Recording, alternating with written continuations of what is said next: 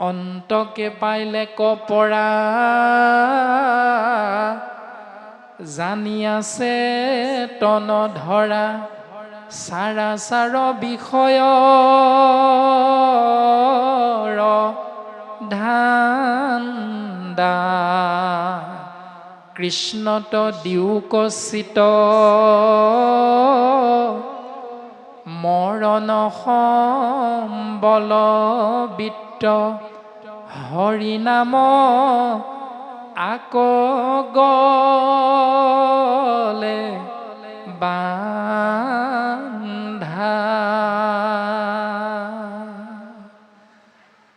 অন্তকে পাইলে পৰা জানিয়া চেতন ধৰা চাৰা চাৰ বিষয়ৰ ধান্দা। আমাৰ মনুষ্যৰ এটা স্বভাৱ আছে, আমাৰ প্ৰত্যেকৰে জ্ঞাত, যে টানত পৰি ৰাম বুলি কোৱা নিয়মটো প্ৰত্যেকৰে এইটো নিয়ম আছে, যে যেতিয়ালৈকে আপোনাৰ মোৰ ঘৰখনত কিবা এটা ডাঙৰ বিপদ নহয় তেতিয়ালৈকে আমি নাম এষাৰ আয়োজন কৰাৰ কথা কেতিয়াও নাভাবোঁ। এইটোৱে হ'ল মায়াময় সংসাৰত আমি মোহত আবদ্ধ হৈ থকা ব্যৱস্থাটো। প্ৰত্যেকেই কম বেছি পৰিমাণে হয়তো আশ্ৰয় কৰোঁ মেট্ৰিক পৰীক্ষা দিবলৈ ওলোৱা আমাৰ সন্তানটোৰ সেই দিনটোৰ দুদিনমানৰ আগত গুৰুদেৱ নাম ভকত চাৰি মহাবস্তুক আশ্ৰয় কৰোঁ, যিসকলে অকণমান বুজি পায়।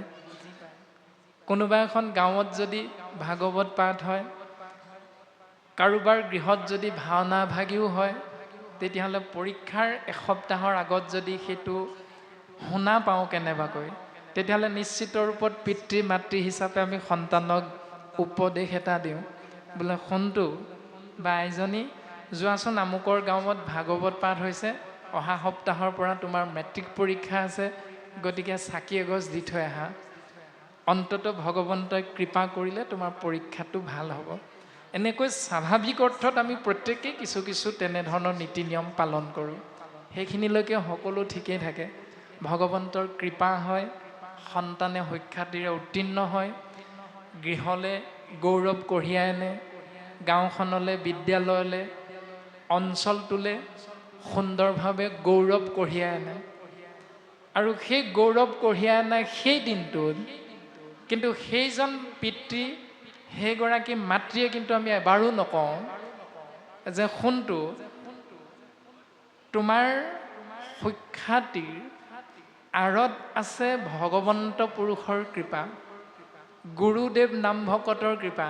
কিয়নো তুমি পৰীক্ষাৰ 3 দিনৰ আগত গাঁৱত যে হৈছিল ভাগৱত অনুষ্ঠান, তাত তুমি সেৱাভাগ কৰিছিলা, আৰু সেইকাৰণে ভগৱন্তই চকু মেলি চালে তোমাৰ পঢ়া শুনাৰ এই কাৰ্যটোত তুমি সুন্দৰভাৱে উত্তীৰ্ণ হ'ব পাৰিলা। এতিয়া তুমি যোৱা পুনৰ নামঘৰত গৈ ভগৱন্তক ধন্যবাদটো জনাই থৈ আহা। আছোনে কোনোবা পিতৃ মাতৃ এনেকৈ সন্তানক উপদেশ দিয়া? নিশ্চয় নাই। এইটোৱে হ'ল ভাগৱতৰ লগত আমাৰ সমাজত নিমিলা অংকটো। কোনো পিতৃ মাতৃ আমি নাই যে সফলতাৰ বাবে গুৰুদেৱ নাম ভকতৰ আশ্ৰয় কৰোঁ, কিন্তু সফলতা হোৱাৰ পাছত আমি গুৰুদেৱ নাম ভকতক পাহৰি যাওঁ। আৰু সেই দিনটোত আমি ধন্যবাদটো কাক দিওঁ? বিনা দোষী বোলে গুৰুদেৱ নাম ভকত গুলিমাৰ, গঁড়ালৰ আমলৰীয়া হাঁহটো মুচৰি মাৰ। সেইডোখৰতে আমাৰ গোটেই গণ্ডগোলটো লাগি আছে। ভক্তি ঠিকেই কৰিছোঁ, আজি আমি 3দিনীয়া কাৰ্যসূচী সুন্দৰভাৱে পালন কৰিছোঁ। কালিলৈ ৰাতিলৈ ভাওনা হ'ব, আৰু ৰাতি হয়তো 10মান বজাৰ পাছতেই গৃহে গৃহে হয়তো ৰক্তৰঞ্জিত আহাৰ খোৱাৰো উদাহৰণটো আমি পাম। 3 দিন ব্ৰত খাটিছোঁ, কিন্তু শেষৰ দিনা ভাওনাহে হ'ব। এতিয়া আমি নিৰামিষৰ বিপৰীতে আমিষ আহাৰটো গ্ৰহণ কৰিব পাৰিম। এই যে 3 দিন আমি কৃষ্ণ কথা শুনিলোঁ, কাণেৰে শুনা কথাটোক শ্ৰৱণ বুলি কোৱা নাই। শুনাৰ লগে লগে আমি সেই কথাখিনিয়ে গুৰুজন বস্তুৱে আমাক বুজাব বিচাৰিছে কি, তাক আমি কিমানজনে পালন কৰিবলৈ চেষ্টা কৰিলোঁ। এইটোৱে হ'ল ভাগৱতৰ মূল তত্ত্বটো। সেইকাৰণে কৈছে শুনা সভা সদ যত বুজিয়া কথাৰ তত্ত্ব। শুনিলোঁ আৰু গুচি গ'লোঁ, বইল সিদ্ধ গ্ৰহণ কৰিলোঁ, তাৰপিছত ঘৰত গৈ ঠাণ্ডা যিহেতু লেপৰ তলত সোমাই ল'লোঁ, ৰাতিপুৱা হোৱাৰ মাত্ৰক আকৌ কৰ্মত প্ৰত্যেকেই নিজৰ নিজৰ ফালে আমি গুচি গ'লোঁ। এনেধৰণে আমি গোটেই যুগ যুগ ধৰি ভাগৱত শুনিলেও আমাৰ বৰ বিশেষ লাভ হ'ব বুলি আমাৰ কিন্তু মনে নকয়। সেইকাৰণে আমি প্ৰত্যেকটো কথা চিন্তা কৰাটো অতীৱ প্ৰয়োজন যে কৃষ্ণত দিওক চিত্ত মৰণ সম্বল বিত হৰি নাম আক গলে বান্ধা। এইটোৱে আমাৰ নিয়ম যে টানত পৰি ৰাম বোলা। গোটেই জীৱনটো আপুনি আমি কৰ্ম কৰিলোঁ, এটাই উদ্দেশ্য, সেইটো হ'ল পাব বিচাৰিছোঁ সুখ। সুখৰ পাছত দৌৰোতে দৌৰোতে পাওঁ মাথো দুখৰ উপৰি দুখ। বিদ্যালয়ত পিতৃ মাতৃয়ে নামটো লগাই দিয়াৰ দিনটোৰ পৰা শিক্ষকৰ তত্ত্বাৱধানত বিদ্যালয় বাৰাণ্ডাত কিন্তু প্ৰত্যেক দিনাই এজোকা প্ৰাৰ্থনা আশ্ৰয় কৰোঁ, ঈশ্বৰক চিন্তা কৰোঁ। কিন্তু সেইজন সন্তানে BA MA পাছ কৰাৰ পাছত পিতৃৰ পৰলোকগামী হোৱাৰ লগে লগে 11 নম্বৰ দিনতে হওক, 13 নম্বৰ দিনতে হওক, 17 দিনতে হওক, এমাহৰ মূৰতে হওক, ভকতৰ অগ্ৰত কিন্তু সেৱাভাগ ল'বলৈ যাওঁতে ব্ৰহ্মা আদি কৰি জীৱজত প্ৰাৰ্থনা ভাগো আপুনি আমি মুখস্থকে গাব নোৱাৰোঁ।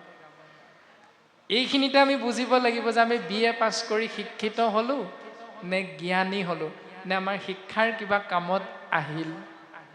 ভাগৱতে আমাক কি কৈছে? ভাগৱত মানে কিবা দাঙিব নোৱাৰা এটা শিল এনেকুৱা নহয়। ভাগৱত মানে আপুনি আমি প্ৰত্যেককে গুৰুজনাই ভাগৱত বুলি কৈছে। শ্ৰীমদ ভাগৱত, শ্ৰী মানে কি? শ্ৰী আমি লিখোঁ কেতিয়া? যেতিয়ালৈকে আমি জীয়াই থাকিম তেতিয়ালৈকে আমি শ্ৰী লিখোঁ। যেতিয়াই আমি মৰিম বা মৃত বুলি ঘোষণা হয় তেতিয়া চন্দ্ৰবিন্দু দি দিওঁ, নহ'লে প্ৰয়াত লিখিম, নহ'লে স্বৰ্গীয় লিখিম। তাৰমানে শ্ৰী মানে কি? চন্দ্ৰবিন্দু বা স্বৰ্গীয় বা প্ৰয়াত মানেনো কি? তাৰ মাজত পাৰ্থক্যটো কি? তালব্য স যোগ ৰ যোগ দীৰ্ঘই সমান শ্ৰী। তালব্য স মানে হ'ল 24টা তত্ত্বৰে গঠিত আমাৰ এই শৰীৰটো, তালব্য স। ৰ মানে হ'ল ৰমন কৰা, দীৰ্ঘই মানে হ'ল কৃষ্ণস্তু ভগৱান, অৰ্থাৎ ঈশ তত্ত্ব, ঈশ্বৰ বুলি আমি যাক কওঁ। সেই 25 নম্বৰ ঈশ তত্ত্ব যেতিয়া আহি 24টা তত্ত্বৰে গঠিত শৰীৰটোৰ ভিতৰত অৱস্থান কৰি বা অৱগাহন কৰি যেতিয়া ৰমন কৰিব তেতিয়া এই শৰীৰটোৰ নাম হ'ব শ্ৰী। আৰু যেতিয়াই 25 নম্বৰ তত্ত্ব কৃষ্ণস্তু ভগৱান ইয়াৰ পৰা ওলাই যাব তেতিয়াই আমি সেই ব্যক্তিজনৰ নামটোৰ আগত শ্ৰীটো কাটি আমি তেতিয়াই চন্দ্ৰবিন্দুটো বহুৱাই দিম। আৰু সেই শক্তিমন্ত তত্ত্বটোকে প্ৰত্যেক মুহূৰ্ততে গুৰুজনাই চিন্তা কৰিবৰ বাবে উপদেশ প্ৰদান কৰিছে। যি ধৰণে লাখটকীয়া এখন গাড়ী যদি পেট্ৰল চালিত ইঞ্জিনৰ হয়, আমি ডিপুত যেতিয়া তেল ভৰাবলৈ যাম তেতিয়া ডিজেলৰ দামটো যদি কমি থাকে, পেট্ৰল চালিত ইঞ্জিনৰ লাখটকীয়া গাড়ীখনত ডিজেলৰ দামটো কম বুলি আমি কেতিয়াও ডিজেল ভৰাই নলওঁ। লওঁনে কোনোবাই? নিশ্চয় নলওঁ। তাত আমি দাম বাঢ়িলেও পেট্ৰলেই ভৰাম। অন্যহাতেদি ডিজেল চালিত ইঞ্জিনৰ গাড়ীখনত যদি ডিজেলৰ বিপৰীতে পেট্ৰলৰ দামটো কম, তৎসত্ত্বেও আমি পেট্ৰল নভৰাওঁ। কিয়? কাৰণ আমাৰ গাড়ীখনৰ প্ৰতি মোহ আছে। লাখ টকা দি আমি গাড়ীখন লৈছোঁ, যদি পেট্ৰল চালিত ইঞ্জিনৰ হয় ডিজেল ভৰাই দিলে গাড়ীখন সোনকালে বেয়া হৈ যাব। ঠিক তেনেধৰণে আমাৰ শৰীৰটো কিমান মূল্যৱান সেইদিনা আমি বুজি পাওঁ যিদিনা পিতৃৰ এটা কিডনী বেয়া হৈ যাব আৰু ডাক্তৰে ঘোষণা কৰিব এটা কিডনী দিলে পিতৃ ভাল হৈ উঠিব, তেতিয়া কিন্তু নিজৰ এটা কিডনী সন্তান হিচাপে পিতৃক দিবলৈ আমি প্ৰত্যেকেই কুণ্ঠাবোধ কৰোঁ। সেইদিনা বুজি পাওঁ প্ৰত্যেকেই শৰীৰটোৰ মূল্য কিমান। কিন্তু সেই শৰীৰটোতে ৰাতিপুৱা শুই উঠাৰ পৰা আমি ৰাতি হোৱালৈকে কেৱল গ্ৰহণ নকৰিব লগা খাদ্য ভৰাই ভৰাই আমি কিন্তু হৃদয়ৰ মাজত থকা কৃষ্ণস্তু ভগৱন্তক আমি সোনকালে শৰীৰটো এৰি যাবৰ বাবে বাধ্য কৰি আছোঁ। ভাগৱতে আমাক এইখিনি উপদেশকে প্ৰদান কৰিছে যে কেনেকৈ তুমি কৃষ্ণস্তু ভগৱন্তক এই শৰীৰটোত বহুদিনৰ বাবে ৰাখিব পাৰা, সেইটো তোমাৰ নিজৰ 24টা তত্ত্বৰ কৰ্মৰ ওপৰত নিৰ্ভৰ কৰিব, চিন্তাৰ ওপৰত নিৰ্ভৰ কৰিব, আচাৰ ব্যৱহাৰৰ ওপৰত নিৰ্ভৰ কৰিব। আৰু বুজি পাওঁ তেতিয়া যেতিয়া আমাৰ পিতৃ এই সংসাৰ এৰিব তেতিয়া যে 11 দিনত কৰ্ম হ'ব শ্ৰাদ্ধ কৰিম কি তেতিয়াৰ পৰা আমাৰ চিন্তা আহি গ'ল সেই দিনটোৰ লগে লগে অন্তকে পাইলেক পৰা জানিয়া চেতন ধৰা চাৰা চাৰ বিষয়ৰ ধান্দা সেইদিনাৰ পৰা কিন্তু আমি কাম কৰাৰ কথাটো মনলৈ নাহে যিজন সন্তানে চাকৰিৰ পৰা ছুটি লৈ বিহুটো ঘৰলৈ আহিব নোৱাৰে সেইজন সন্তানে কিন্তু পিতৃ মাতৃ পৰলোকগামী হোৱাৰ লগে লগে ছুটি পাই যায় তাৰমানে মনটোৰ ওপৰত নিৰ্ভৰ কৰে যে পিতৃদেৱো ভৱ পিতৃক যদি ঈশ্বৰ জ্ঞান কৰিছোঁ মাতৃদেৱো ভৱ মাতৃক যদি ঈশ্বৰ বুলি ভাবিব পাৰিছোঁ তেতিয়াহ'লে নিশ্চিত ৰূপত আমি যিমান দূৰত থাকিলেও প্ৰত্যেক মুহূৰ্ততে আমি পিতৃ মাতৃৰ খবৰ ৰাখিব পাৰোঁ কিন্তু ৰাখোঁ কিমানজন সন্তানে পালন কৰিছোঁ কিমান সন্তানে আমি শাস্ত্ৰসন্মতে কোৱা সেই দায়িত্ব ভাগৱতে আমাক এইখিনি উপদেশকে প্ৰদান কৰিছে গতিকে শ্ৰী মানে হ'ল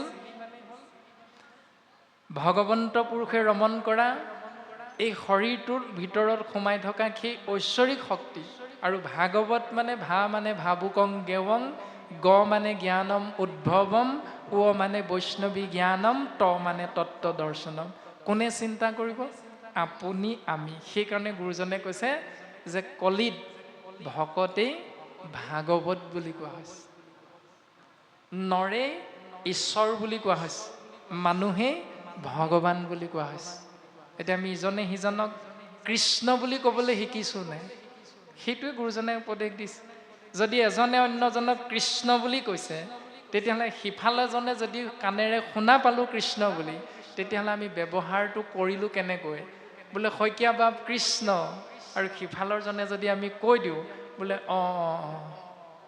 তেতিয়াহ'লে আমি জানিব লাগিব যে তেওঁ যেনেধৰণে আপোনাক মোক কৃষ্ণস্তু ভগৱান ৰূপটো দেখা পাই গ'ল আপুনি আমি তেওঁক কৃষ্ণ ৰূপত ভাবিব পৰা নাই কৃষ্ণ ৰূপত দেখিব পৰা নাই মাত্ৰ আমি উপাধিটোৰ পাছত দৌৰি আছোঁ আৰু সেই উপাধিৰ পাছত দৌৰাৰ বাবে প্ৰত্যেক মুহূৰ্ততে প্ৰত্যেক ভাগিক সমাজতে কেৱল খোৱা কামোৰা নহ'লে খোৱা কামোৰা নহয় যদি আমি ইজনে সিজনক কৃষ্ণময় দৰ্শন পালোহেঁতেন আৰু পাবৰে উপদেশ কৃপালু গুৰুজন বস্তুৱে ভাগৱত শাস্ত্ৰৰ মাধ্যমেৰে সুন্দৰভাৱে পদবন্ধে ছবি ছন্দে দুলৰি লেছাৰী আদিৰ মাধ্যমেৰে দিছে আৰু আজি নিমি ৰজাৰ আগত নিমি ৰজাই যি প্ৰশ্ন কৰিছে সেই প্ৰশ্নৰ উত্তৰ 9জন সিদ্ধই ঋষভ প্ৰভুৰ 100জন পুত্ৰৰ 9জন পৰম বৈষ্ণৱৰ দ্বাৰা উত্তৰখিনি প্ৰকাশ হৈ আছে আৰু 7ম অধ্যায় পদবন্ধে নাৰায়ণৰ ৰূপ কথনৰ কথাটো প্ৰকাশ কৰিছে আৰু আমিও তাকে আশ্ৰয় কৰিবলৈ আগবাঢ়ি ইতিমধ্যে ছবি ছন্দত দিয়া উপদেশ ভাগিৰে আজি আমি মূঢ়মতিৰ ওপৰত অৰ্পণ কৰা দায়িত্বভাগী আমি পালনৰ বাবে আগবঢ়া হৈছে হেৰা